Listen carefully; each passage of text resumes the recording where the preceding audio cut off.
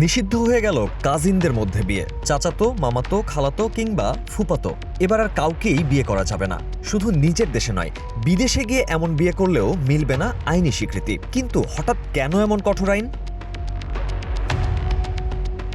২০২৬ সালের ১ জুলাই থেকে কার্যকর হওয়া নতুন আইনে কাজিনদের মধ্যে বিয়ে সম্পূর্ণ নিষিদ্ধ করা হয়েছে। শুধু তাই নয়, আগে বিশেষ অনুমতি নিয়ে হাফ সিবলিং বা দত্তক সূত্রে ভাই বোনদের বিয়ের যে সুযোগ ছিল সেটিও বাতিল করা হয়েছে। এমনকি কেউ বিদেশে গিয়ে কাজিনকে বিয়ে করলেও সেই বিয়ে সাধারণভাবে সুইডেনে আর আইনি স্বীকৃতি পাবে না।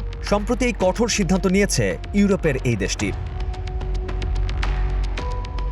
কিন্তু কেন এত কঠোর সিদ্ধান্ত?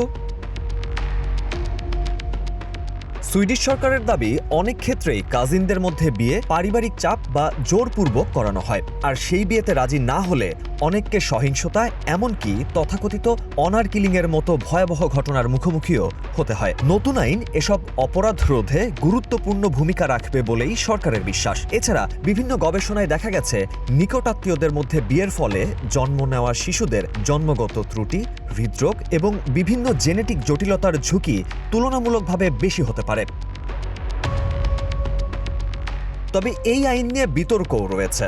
সুইডেনের বিরোধী দলের কিছু নেতা মনে করছেন, শুধু নিষেধাজ্ঞা দিয়ে সমস্যার সমাধান হবে না, সামাজিক ও সাংস্কৃতিক বাস্তবতাকেও গুরুত্ব দিতে হবে। অন্যদিকে বিশ্লেষকদের মতে, এই আইন শুধু কাজিনদের মধ্যে বিয়ে বন্ধ করার জন্য নয়, বরং পারিবারিক চাপ, জোরপূর্বক বিয়ে এবং সম্মানজনিত সহিংসতার বিরুদ্ধে আরও কঠোর অবস্থান নেয়ারই একটি বড় বার্তা। আপনার কি মত? এমন আইন কি অন্য দেশেও থাকা উচিত, নাকি এটি ব্যক্তিগত স্বাধীনতায় হস্তক্ষেপ?